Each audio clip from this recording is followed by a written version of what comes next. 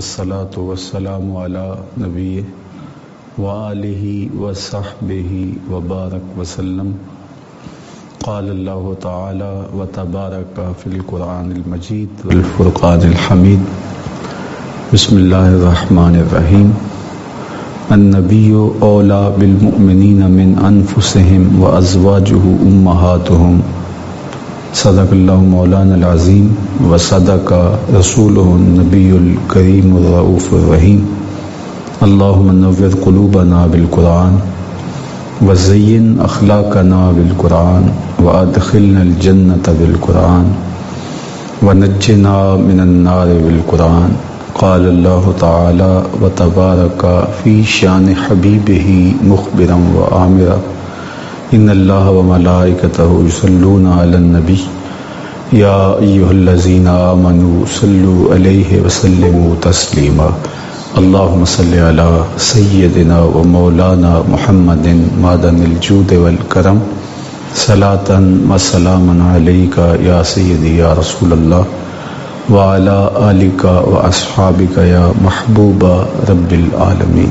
تمام حمد و ثنا، تعریف و توصیف اللہ جل مجدہ الکریم کی ذات بابرکات کے لیے، جو خالق کائنات بھی ہے اور مالک شش جہات بھی۔ اللہ جل وعلا کی حمد و ثنا کے بعد رسول رحمت، شفیع معظم، نبی محتشم حضور ختم المرتبت صلی اللہ علیہ وآلہ وسلم کے حضور ناز میں اپنی عقیدتوں، ارادتوں اور محبتوں کا خراج پیش کرنے کے بعد واجب الاحترام، ذوی الاحتشام، معزز و مکرم سامعین، حاضرین، ناظرین و ناظرات، السلام علیکم ورحمۃ اللہ وبرکاتہ۔ آج 10 رمضان المبارک ہے، بلکہ 11ویں شب ہو گئی۔ حضرت سیدہ طاہرہ حضرت خدیجۃ الکبریٰ رضی اللہ تعالی عنہا کا وصال 10 رمضان المبارک کو ہوا ہے۔ اس حوالے سے آج کی یہ نشست ان کے ذکر کے نور سے منور ہوگی۔ اللہ تعالیٰ جل شانہ نے انہیں ام المومنین ہونے کا شرف عطا کیا، اور یہ ٹائٹل جو انہیں نصیب ہوا اور دیگر ازواج مطہرات کو حاصل ہوا، یہ قرآن کی نص سے ہے۔ النبی اولی بالمؤمنین من انفسہم وازواجہ امہاتہم۔ نبی مومنوں کی جانوں سے زیادہ ان کے قریب ہیں، وازواجہ امہاتہم، اور نبی علیہ السلام کی ازواج اہل ایمان کی مائیں ہیں۔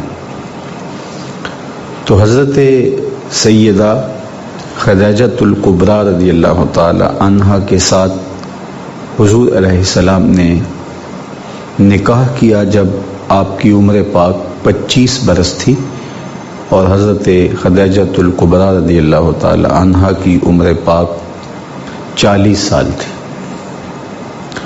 15 سال کا فرق، اور حضور نبی رحمت صلی اللہ علیہ وآلہ وسلم کا ایک بیوہ کے ساتھ نکاح کر کے دنیا کو میسج بھی دینا تھا، اور قیامت تک جو ذات رسالت مآب صلی اللہ علیہ وآلہ وسلم پر کھلنے والی زبانیں ہیں ان کو بھی بند کرنا تھا۔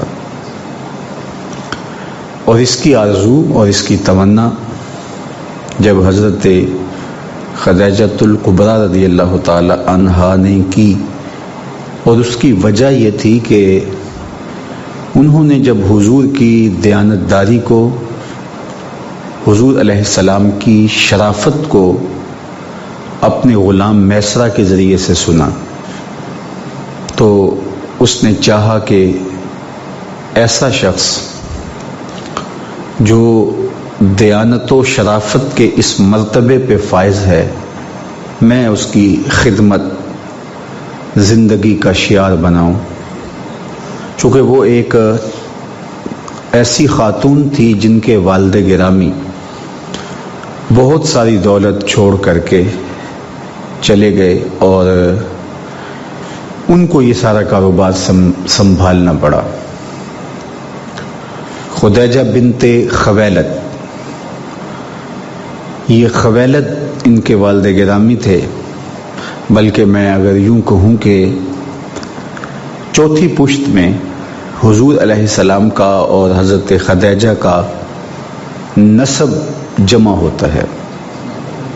حضرت خدیجہ کے والد ہیں حضرت خویلد، ان کے والد ہیں اسد ہیں عبد العزیٰ، اور ان کے والد ہیں قصی، اور ادھر حضور علیہ السلام کے والد ہیں حضرت عبداللہ، اور ان کے والد گرامی ہیں حضرت عبد المطلب، اور ان کے والد گرامی ہیں حضرت ہاشم، اور ان کے والد گرامی ہیں حضرت قصی۔ تو گویا چوتھی پشت میں حضور علیہ السلام کے جد امجد اور حضرت خدیجۃ الکبریٰ کے جد امجد ایک ہیں۔ تو ایک شریف قبیلہ تھا، عالی مرتبت خاندان تھا، مکے کی متمول خاتون تھی اور بیوگی کی زندگی بسر کر رہی تھی، اور انہیں اب نکاح کی آرزو نہیں تھی، زیادہ وقت ذکر و فکر میں گزارتی، حرم کے صحن میں آ جاتی اور اپنے کاروبار میں مصروف رہتی۔ آپ کی شرافت، نجابت، پاک دامنی کی وجہ سے آپ کا لقب اس زمانے میں بھی خدیجہ طاہرہ کے نام سے معروف تھا کہ پاک دامن پاک باز خاتون۔ آپ کا پہلا شوہر ابو حالہ، ان سے 2 بیٹے، اور پھر دوسرے شوہر سے ایک بیٹی ہند کے نام سے موجود تھی۔ پہلے شوہر کے 2 بیٹوں میں سے حالہ انتقال کر گئے تھے، لیکن ہند وہ موجود تھے، اسی وجہ سے آپ کو ام الہند کہا جاتا ہے۔ اور یہ ایمان لائے آپ کے ساتھ ہی اور صحابیت کے شرف سے مالا مال ہوئے۔ آپ نے حضور کے حلیے کے باب میں جب کسی سے سنا ہو تو حضرت ہند بن ابی حالہ رضی اللہ تعالی عنہ سے مروی روایات حضور کے جمال اور حضور کے حسن کے تذکرے میں آپ ضرور سنتے ہوں گے، چونکہ یہ گھر کے فرد تھے اور انہوں نے حضور کو قریب سے دیکھا تھا، اس لیے حضور کا حلیہ بیان کرتے تھے۔ یہ حضور کے وصاف تھے، حضور کے حلیہ نگار تھے۔ تو نفیسہ نامی ایک خاتون کے ذریعے سے انہوں نے حضور علیہ السلام کو پیغام نکاح بھیجا۔ جب میسرہ نے بتایا سفر شام میں حضور علیہ السلام کی عادات کریمہ کا، حضور کی شرافت و نجابت، حضور کی دیانتداری، معاملہ فہمی، تو یہ کہنے لگی کہ میں اگرچہ بڑے بڑے قریش کے سرداروں کا پیغام نکاح آیا ہے، میں نے مسترد کر دیا، میری یہ آرزو نہیں ہے کہ اب نکاح کی بندھن میں بندھوں، لیکن میں اس شخص کی نوکری کروں گی۔ تو سفر شام سے واپسی کے 2 ماہ 25 دن بعد حضور علیہ السلام کی طرف یہ پیغام بھیجتی ہیں، تو حضور کہتے ہیں کہ میرے پاس تو مال نہیں ہے، ایک متمول خاتون اور مکے کی امیر ترین خاتون، اور میں تو بظاہر مال و زر سے خالی ہوں، تو یہ کیسے ہوگا؟ تو انہوں نے کہا کہ اس کی فکر نہیں ہے۔ پھر حضرت خدیجۃ الکبریٰ رضی اللہ تعالی عنہا نے نکاح کے بعد اپنا سارا مال حضور کے قدموں میں دے دیا۔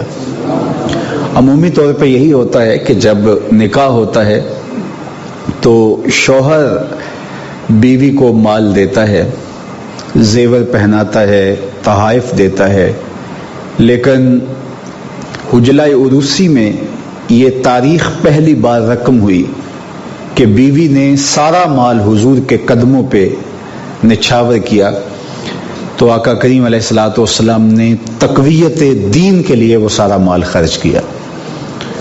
تو یہ بات کہی جا سکتی ہے کہ اسلام کی اشاعت میں، اسلام کی تبلیغ میں، اسلام کے فروغ میں حضرت خدیجۃ الکبریٰ رضی اللہ تعالی عنہا کے مال نے جو کام کیا وہ تاریخ کا ایک انوکھا باب ہے۔ خیر، رشتہ طے ہو گیا، میں عرض کر رہا تھا، تو پھر حضرت حمزہ حضور کے چچا اور حضور کے چچا جناب ابو طالب اور خاندان کے دیگر بزرگ حضرت خدیجۃ الکبریٰ رضی اللہ تعالی عنہا کے گھر پہنچتے ہیں اور ادھر سے ان کے خاندان کے معزز لوگ جمع ہوتے ہیں۔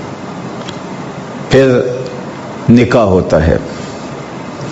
نکاح کے موقع پر حضور کے چچا جناب ابو طالب نے جو خطبہ پڑھا، میں اس کے صرف 2-3 جملے آپ کے سامنے رکھنا چاہتا ہوں، جس سے آپ کے سینے ٹھنڈے ہوں گے، آپ کی روح کو قرار ملے گا اور آپ تسکین پائیں گے، اور حضور کی نعت اور حضور کا قصیدہ سن کے اہل ایمان کو یقیناً ٹھنڈ ہی پڑتی ہے۔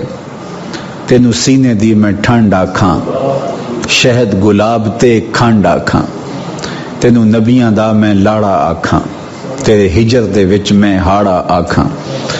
اب دیکھیے یہ 2-3 جملے سن لیجئے حضور علیہ السلام کے نکاح کے موقع پہ جو خطبہ ہوا ہے۔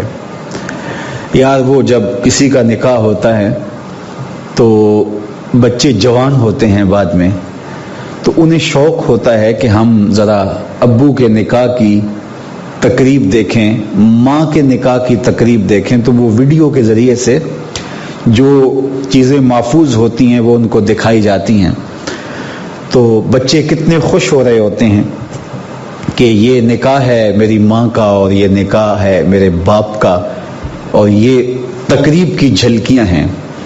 میں تمہیں تمہاری ماں کے نکاح اور تمہارے روحانی باپ کے نکاح کی تقریب کی جھلکیاں دکھانے جا رہا ہوں، تمہارا سینہ کیوں ٹھنڈا نہیں ہوگا۔ ام المومنین کا نکاح ہوا، میرے اور آپ کے آقا و مولا حضور ختم المرتبت صلی اللہ علیہ وآلہ وسلم کے ساتھ، تو ذرا اس نکاح کے خطبے کی جھلکیاں ملاحظہ کر لیجئے۔ تو حضور کے چچا نے جو خطبہ پڑھا، امام صالحی نے یہ ابو الحسین بن فارس وغیرہ سے یہ خطبہ روایت کیا ہے۔ اس کے صرف 3-4 جملے میں نے عرض کیا تھا۔ انہوں نے خطبہ پڑھا، اللہ کی حمد بولی، اور پھر کہا کہ ہمارا خاندان قریش کتنی عظمتوں کا حامل خاندان ہے، اور پھر اس کے بعد خاندانی وجاہت کو، عظمت کو بیان کرنے کے بعد اب خطبے کا عنوان حضور تک جب پہنچا تو انہوں نے کہا سما انا ابن اخی ھذا محمد بن عبداللہ، کہا کہ اس کے بعد میرا یہ بھتیجا محمد بن عبداللہ لا یوزن بہی رجل بہی شرفا و نبلا و فضلا و عقلا، کہا کائنات کے سارے لوگوں کو لا کے ترازو میں رکھ دو، عقل میں، شرف میں، وقار میں، عظمت میں کوئی شخص بھی اس کے جوڑ کا نہیں ہے۔ یہ حضور کے نکاح پر حضور کی عظمت کا خطبہ پڑھا جا رہا ہے، کہ اگر وزن کیا جائے تو پوری کائنات کے اندر کوئی شخص اس کے وزن کا آپ کو نہیں ملے گا۔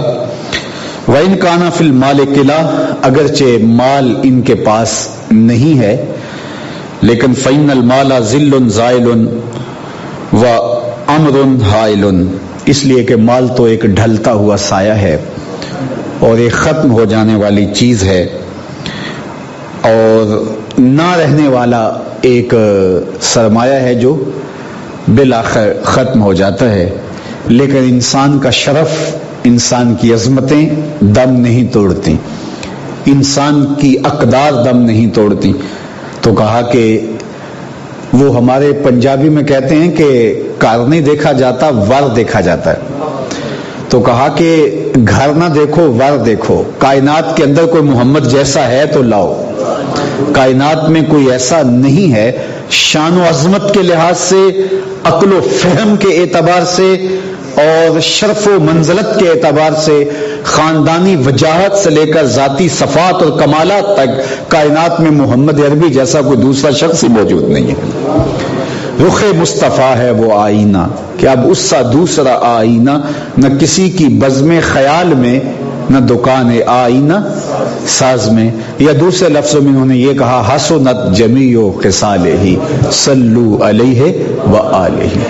تو یہ حضور علیہ السلام کے نکاح کی کیفیت تھی، اور یہ خطبہ اس وقت پڑھا گیا جب حضور نے اعلان نبوت نہیں کیا، بلکہ اسی میں خطبے میں آگے چل کے انہوں نے کہا کہ یہ صورتحال تو یہ ہے کہ اب ان کے پاس مال و زر نہیں ہے، اور لیکن عقل و شرف، فہم و ادراک اور خاندانی وجاہت سے لے کر کے ذاتی اوصاف میں ان کا کوئی ثانی نہیں ہے. لیکن ایک وقت آنے والا ہے کہ تم دیکھو گے. اس کا سادہ مفہوم یہ ہے کہ آج تو تم دیکھ رہے ہو کہ ان کے پاس مال و زر نہیں ہے، یہ کیا ان کے غلاموں کے قدموں میں کیسر و کسرا کے خزانے پڑے ہوں گے. بوریا ممنون خواب راحتش تاج کسرا زیر پائے امتش. اقبال نے کہا خود تو بوریے پہ لیٹتے رہے، لیکن کیسر و کسرا کے تاج امت کے قدموں تلے ڈال گئے. شش جہت روشن زتاب روئے تو ترکو تاجی کو عرب ہندوئے تو گرد تو گردد حریم کائنات از تو خواہم یک نگاہ التفات. تو حضور کی عظمتیں، حضور کی رفعتیں اس موقع پہ بیان کی اور کہا کہ شرف و عظمت میں ان کا کوئی ثانی نہیں ہے. تو حضور علیہ السلام کا حضرت خدیجہ الکبریٰ رضی اللہ تعالی عنہا سے نکاح ہوا. اور یہ بات ذہن میں رکھیں کہ متمول ہونے کے باوجود، ملکہ عرب ہونے کے باوجود، حضرت خدیجہ الکبریٰ رضی اللہ تعالی عنہا نے حضور کی ذاتی طور پہ خدمت کی.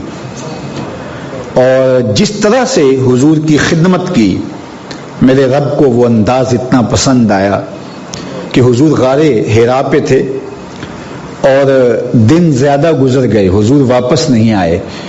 تو حضرت خدیجہ الکبریٰ رضی اللہ تعالی عنہا نے، ام المومنین نے کوئی کھانا تیار کیا اور برتن میں اس کو رکھا اور سر پہ رکھا، اور اپنے گھر سے چل کے 2.25 کلومیٹر کا فاصلہ ہے جبل فاراں کا، وہاں تک پہنچی، اور پھر اس سامان کو اٹھا کر کے غار حرا کی طرف سفر کیا. تو جبریل حاضر خدمت ہوئے اور کہا محبوب آپ کی زوجہ آ رہی ہیں اور ان کے پاس جو برتن ہے اس میں کچھ کھانے کی چیزیں ہیں، آپ کے لیے کچھ تیار کر کے لائی ہیں. تو میں رب کا سندیشہ لے کر آیا ہوں، رب کا پیغام لے کر آیا ہوں کہ جب آپ کی زوجہ آپ کے پاس پہنچے تو رب کا سلام کہہ دینا. اور پھر حضرت جبریل نے عرض کی یا رسول اللہ میرا سلام بھی کہہ دینا. اور جب حضرت خدیجہ الکبریٰ پہنچی تو حضور نے کہا کہ تمہیں رب سلام کہتا ہے اور جبریل بھی سلام کہتے ہیں. تو کہا کہ وہ تو سلام ہے، خود سلام ہے، اور جبریل کو بھی سلام ہو، اور حضور آپ پر بھی سلامتیاں نازل ہوں اور اللہ کی رحمتوں کا نزول ہو. تو اللہ کی رحمات کا نزول ہوتا ہے اور میرا رب رب ہو کے سلام کہتا ہے آپ کو، اس لیے کہ آپ کی ادائیں اللہ کو پسند ہیں. حضور جس طرح سے آپ سے محبت کرتے تھے، جس طرح آپ سے پیار کرتے تھے، اور جس طرح وہ حضور کی ڈھارس بندھاتی تھی، حضور کے لیے ان کے دل میں جو جذبات تھے. جب پہلی وحی کا نزول ہوا تو یہ موقع ظاہر پہلا تجربہ تھا، ایک مشکل صورتحال تھی. تو آقا کریم جب گھر آئے تو حضور کے بدن کو سردی کا احساس تھا. تو کہا زملونی زملونی، مجھے چادر دو. تو انہوں نے حضور کو چادر اڑا دی اور حضور نے کہا کہ میرے ساتھ یہ واقعہ ہوا ہے، تو اس وقت حضرت خدیجہ الکبریٰ رضی اللہ تعالی عنہا نے کیا کہا وہ لفظ سن لیجئے، اور یہ تاریخ ساز لفظ ہیں، اور پھر حضور کی سیرت کی یہ گواہی کتنی دل آویز ہے، اور پھر گواہی بھی گھر کی خاتون دے رہی ہو۔ وہ کہتے ہیں سارا زمانہ مان لے بیوی نہیں مانتی۔ وہ بات تو آپ نے سنی ہے کہ کوئی شخص تھا بڑا کامل، تو سارے لوگ اسے مانتے تھے لیکن بیوی معترض رہتی تھی، تو اس نے ایک دن سوچا ذرا اس کو بھی دکھاؤں کہ میں کیا ہوں، تو وہ پرواز کرتا ہوا گھر کے اوپر سے 2-3 چکر کاٹ کے کہیں اترا، اور پھر واپس گھر آیا تو بیوی نے یہ منظر دیکھا تھا، تو کہنے لگی تو اتنا بڑا بنا پھرتا ہے، اللہ کا ولی تو میں نے آج دیکھا ہے۔ وہ فضاؤں میں پرواز کر رہا تھا، تو اس نے ہنس کے کہا وہ میں ہی تو تھا۔ کہا اچھا اسی لیے ٹیڑے ٹیڑے اڑ رہے تھے۔ تو کہتے ہیں سارے مان جائیں تو گھر والی نہیں مانتی، لیکن میں آپ کو جو بتانے لگا ہوں یہ گواہی گھر